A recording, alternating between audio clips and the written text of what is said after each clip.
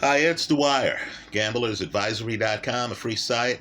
BettingAngle.us, a free site. Remember, the opinion you should follow should be your own. Just consider this video to be a second opinion from a complete stranger online. Now, today is June the 30th, 2023. This weekend, you're going to get a great fight on ESPN Plus. I mean, a great fight. Folks, this is a dangerous fight. There are many looking at the heavyweight division who believe its future is big baby Jared Anderson. I believe this is an opportunity for gamblers. Let's talk about it. The base bet I like, and we'll get into why. And I normally hate these bets, but the base bet I like is the under 4.5 rounds. You heard right.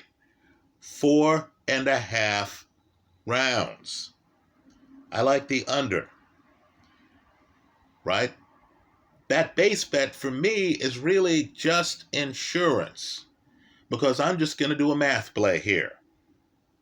If you think Charles Martin, who has fought Anthony Joshua, didn't turn out well for him, Luis Ortiz, who I would argue is the best opponent either of these guys has had, and of course Martin drops Luis Ortiz twice in that fight, ultimately gets stopped himself. But if you believe that Charles Martin, in Jared Anderson's backyard in Ohio, only has an 11.1% chance of winning this fight, he's a plus 800 underdog, then I think you're kidding yourself. Right? This is a dangerous fight. I like the under 4.5 rounds. I'm going to throw some speculation money. I'm not saying it wins. I'm just saying it's a great speculation on Charles Martin, the last minute replacement, at a plus 800. Let's talk about the fight. Jared Anderson has a 100% KO ratio. Charles Martin is a 2-week last-minute replacement. The fight's in Anderson's backyard, and to me, that means that this young fighter, right, he's mid-20s, I think he's 23 or 24, this young fighter is going to feel a lot of pressure. Let's look at the personality. Anderson admits that when he fought Jerry Forrest, he lost his cool. He got hit by Forrest. It upset him. He then threw an inordinate amount of punches by heavyweight standards. Right? A lot of punches to get Jerry Forrest out of there. And understand, Jerry Forrest is not the puncher Charles Martin is. Right? In fairness to Jerry Forrest gave Zhilei Zhang a much tougher fight than did Joe Joyce. Right? It was about as tough a fight as a guy who gets off the canvas 3 times could give an opponent. If you're a Zhilei Zhang fight, and I believe he's a serious threat for the heavyweight title, I believe he's one of the top heavyweights on the planet. He's a southpaw like Charles Martin. If you believe that Zhilei Zhang is going to be a stiff challenger to Tyson Fury if and when that fight happens, you need to look at Jerry Forrest getting off the canvas and then showing you boxing skills and making Zhang look extremely tired. Right? Extremely tired.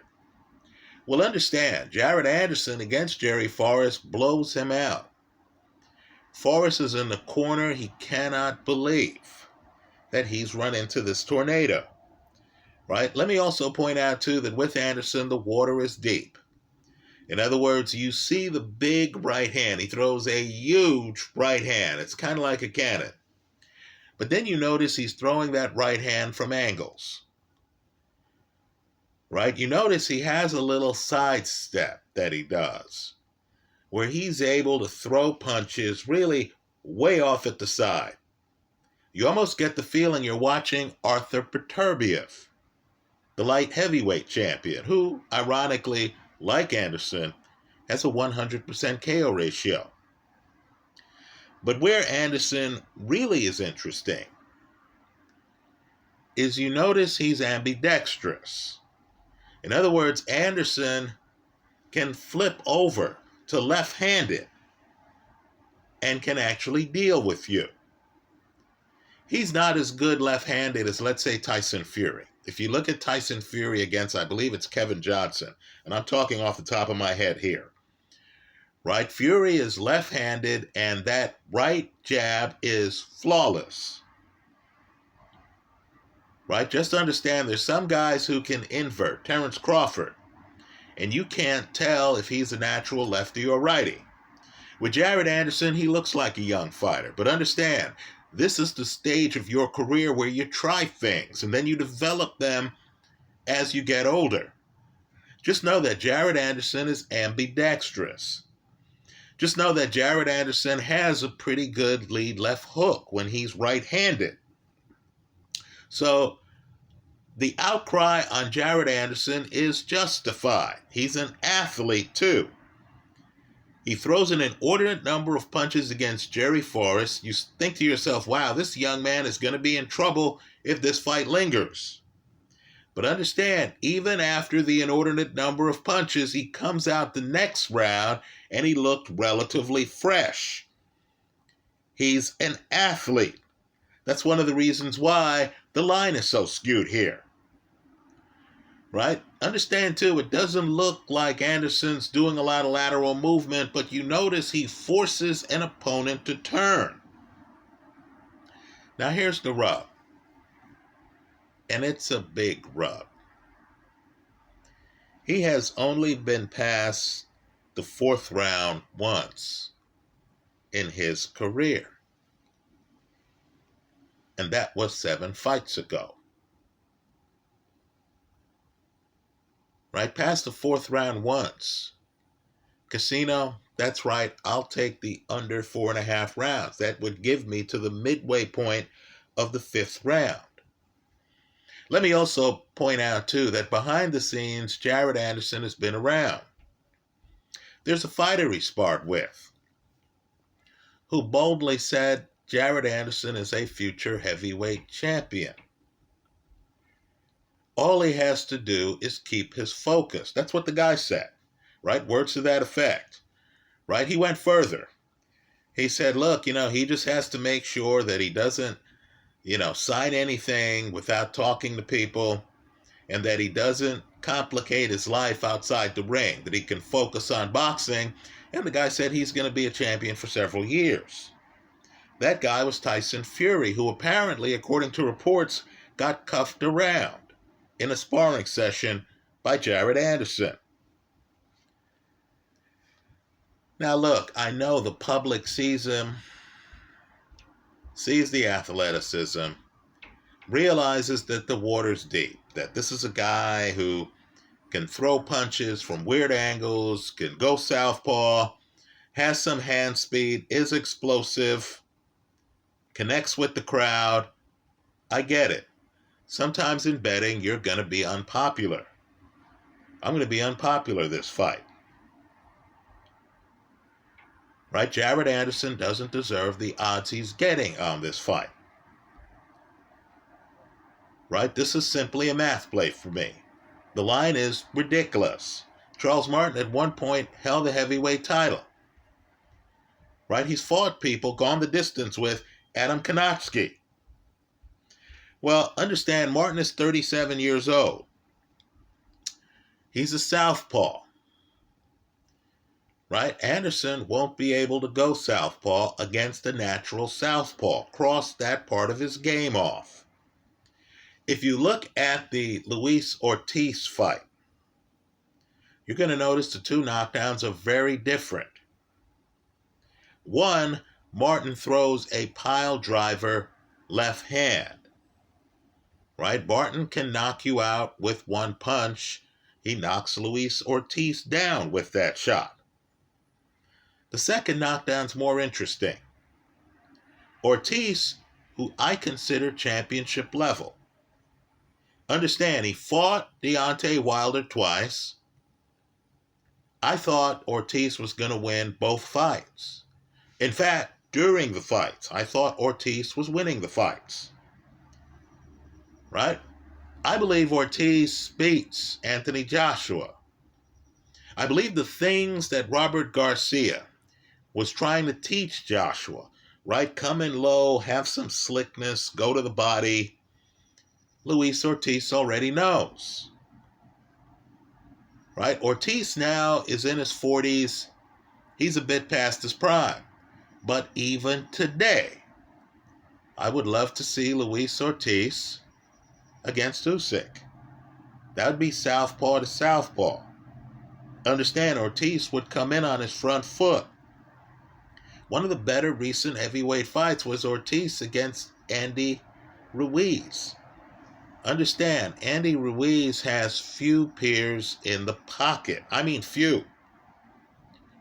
One of them is Luis Ortiz.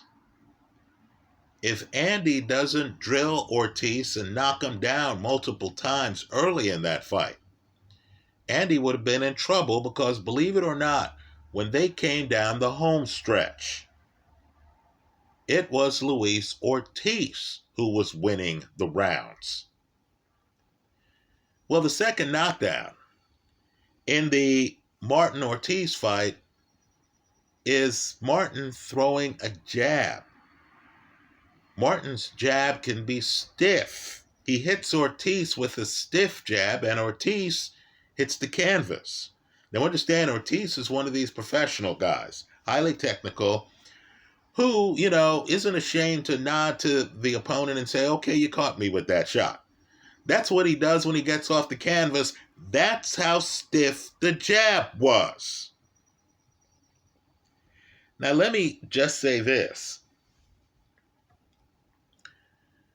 Are you sure that a young guy who has only been past the fourth round once in his career, once, against a southpaw who went the distance, against front foot heavy, action heavy Adam Konatsky,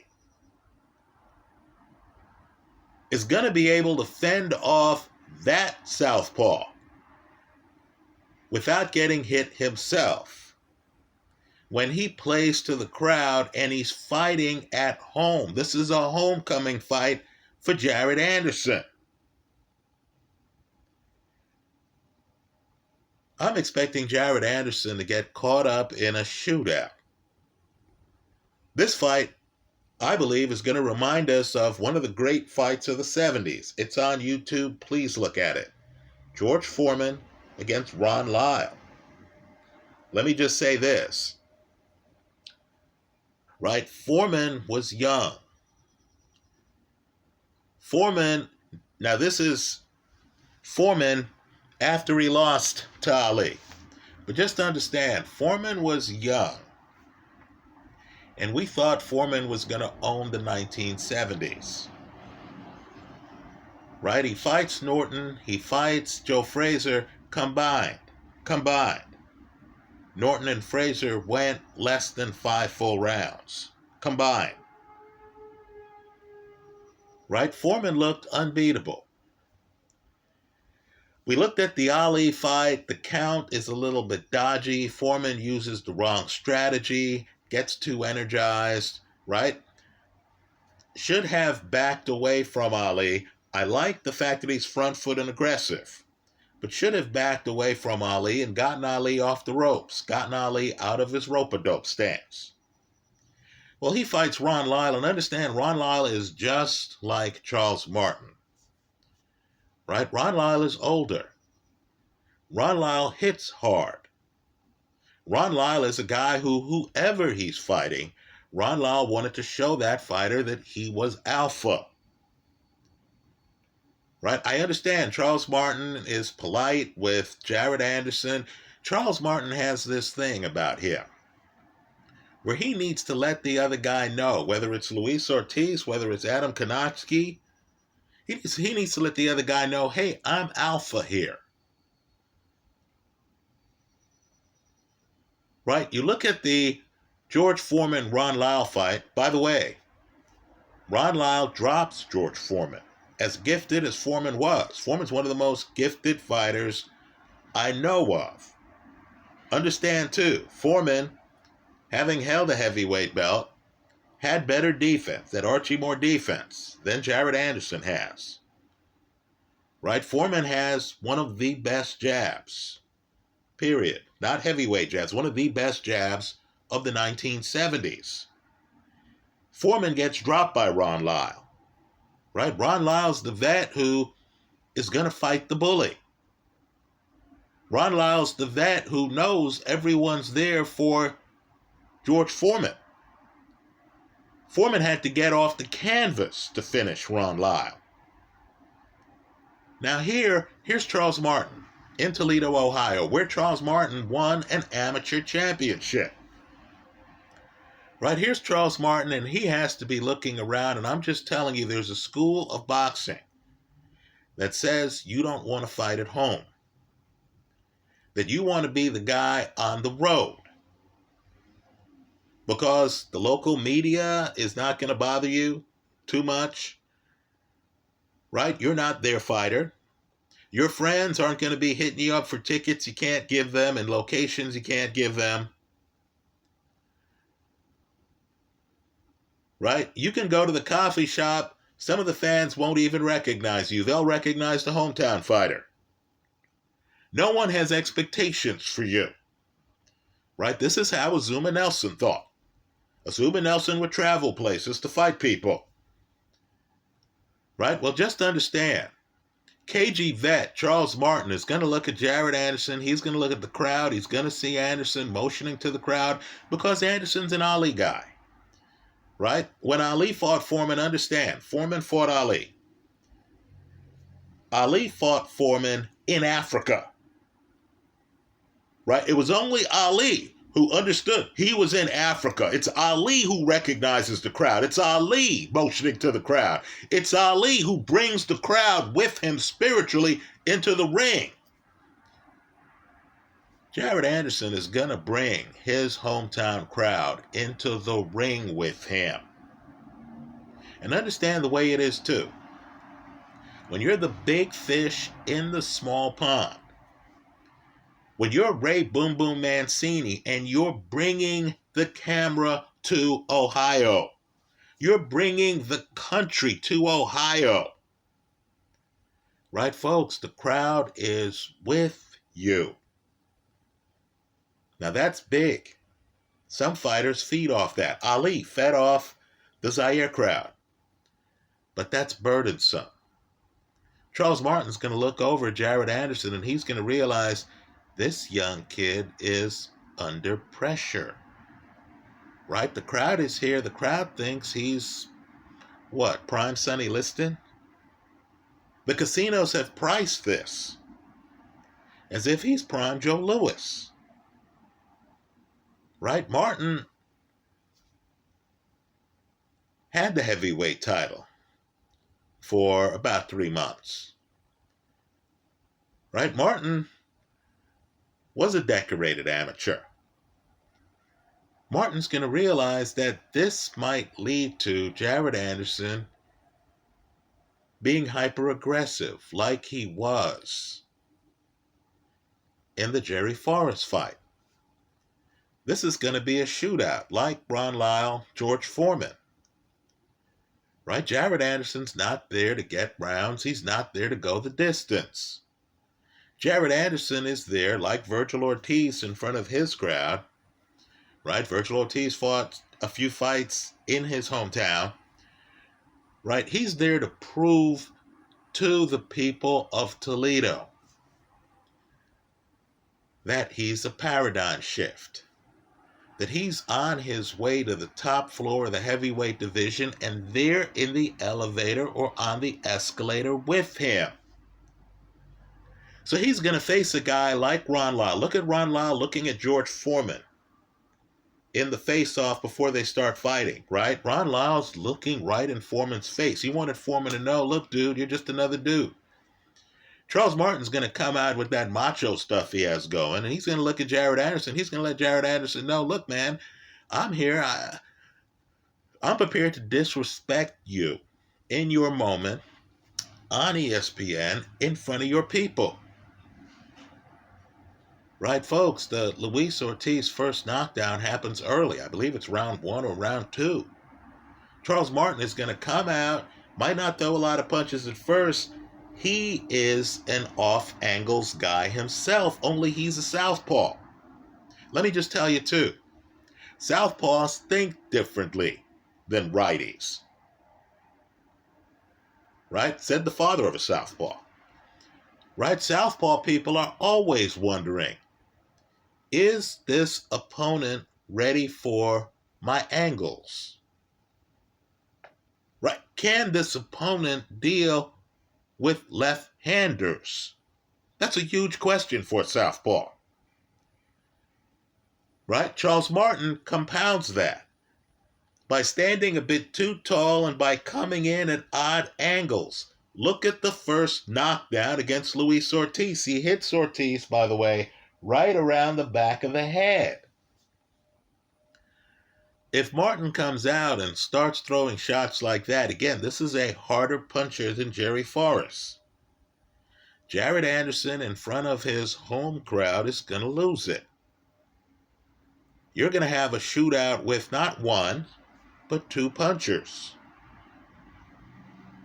I believe this fight ends up looking like Foreman-Lyle. Both guys go down in that fight. Right here, somebody's going to get hit and hurt. Let me also point out, too,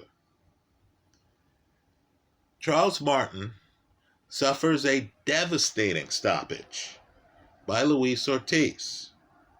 Martin gets hit, and it's clear this is like the Inoue stoppage of Nonito Donaire, where Donaire got hit after the fight. He pointed out that he didn't know what was happening, that his corner had to yell to him to cooperate with the ref after he got off the canvas. Charles Martin gets hit, it's clear, at least for a good 4 or 5 seconds, that Charles Martin, after he's hit, doesn't know where he is, doesn't know who his opponent is. He's completely out of it. Right now, those are the worst kind of knockouts for a guy in the second half of his 30s to have. There's a possibility that Charles Martin gets hit. Luis Ortiz is at the stage of his career. This is what age does to you, where he's lost his chin. It's possible that Charles Martin may have lost his. That could also contribute to an under 4.5 rounds. Right? So, let me just say this. While I believe in Anderson, I don't believe in this betting line. I also don't like Anderson's lack of experience after the 4th round. So I'll be the casino's Huckleberry here.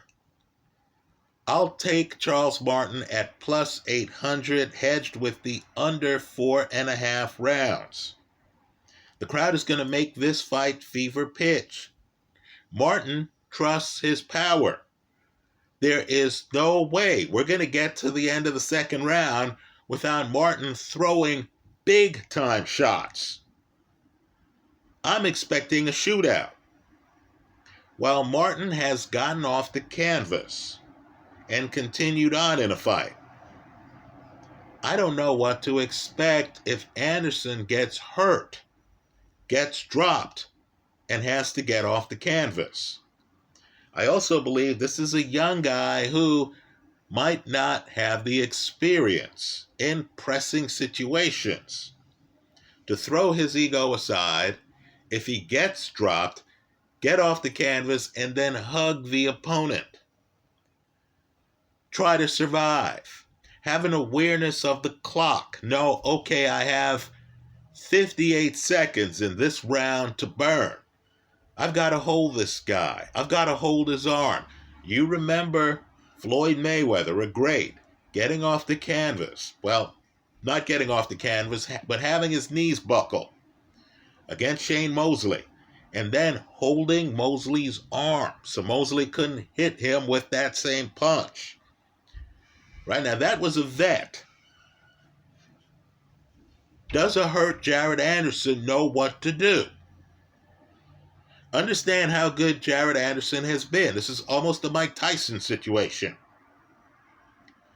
When Tyson lost to Buster Douglas, before he gets knocked down, we were all amazed that he had a swollen eye. Until that point of Tyson's career, we hadn't even seen Tyson with a swollen eye. We hadn't seen Tyson with any swelling. Right? I'll give you another one. Marvin Hagler's fighting Thomas Hearns. Before the stoppage in that fight, Marvin Hagler starts bleeding. You're looking at that fight, you're saying, my God, Marvin's bleeding. Until that moment, I had never seen Marvin Hagler bleed.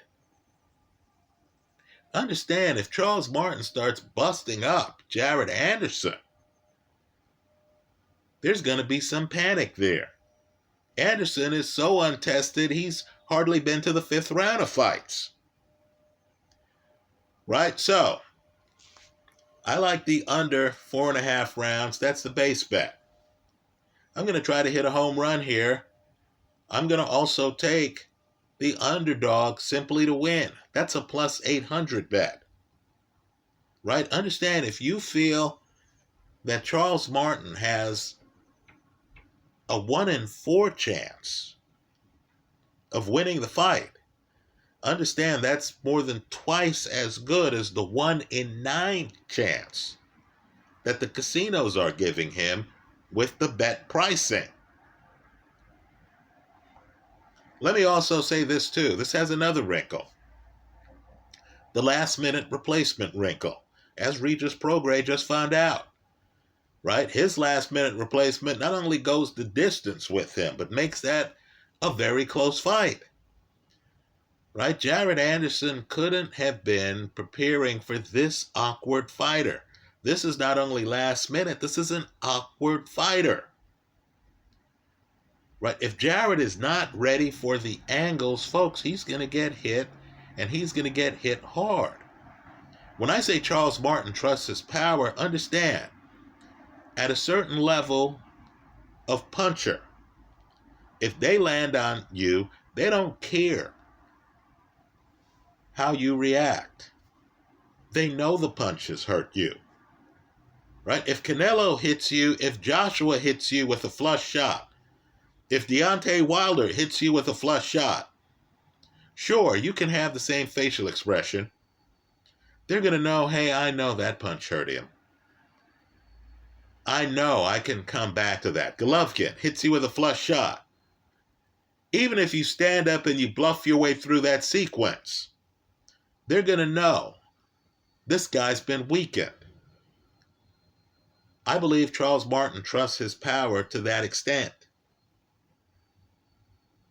I like the under 4.5 rounds, and I normally hate low over-unders. Look at my video for the Joshua Brazil fight. Here, I'm taking the under 4.5 rounds, hedged with the underdog at plus 800. Let me hear from you.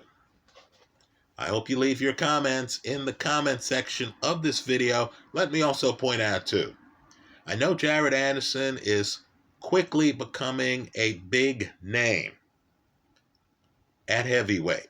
I know he's a name where a lot of people are talking about him. If you have a take on Jared Anderson that you want to share with the public, I hope you do so in the comment section of this YouTube video. But I need for folks to realize that, in my opinion, the top 2 American heavyweights right now are a 5-year heavyweight champ in Deontay Wilder, right? A guy who dropped Tyson Fury multiple times in multiple fights, and Andy Ruiz, a guy who dropped Joshua multiple times to take the title and then had Joshua run from him in the rematch. Just understand that, pubbing a young guy who hasn't made it past the 4th round in several fights, when you have seasoned vets, right? A guy with an A+ straight right hand and a guy who has arguably the fastest hands in the heavyweight division. I think he still does, right? I'm hesitant to put Jared Anderson on that mantle yet, right? He believes he's a paradigm shift. The burden's on him to show us that's the case. I just want older people to realize that we thought George Foreman was unbeatable. Even after the Ali fight, we thought that that was a fluke fight, that Foreman gave that fight away. Right? Foreman hops in the ring with a cagey vet who thinks he's alpha, who has a point to prove, who is determined to trade with George Foreman, as crazy as that sounds. Lyle did just that and dropped Foreman. Right? Let's remember in all this Jared Anderson hype that he's fighting a guy who was the PAL amateur champion. He's fighting a guy who's already crossed the Atlantic to fight Anthony Joshua, and he was the one with the belt at the time. Right? Anderson's fighting a guy who just dropped Luis Ortiz twice early in a match. This is a dangerous fight. I look forward to your comments. Thanks for stopping by.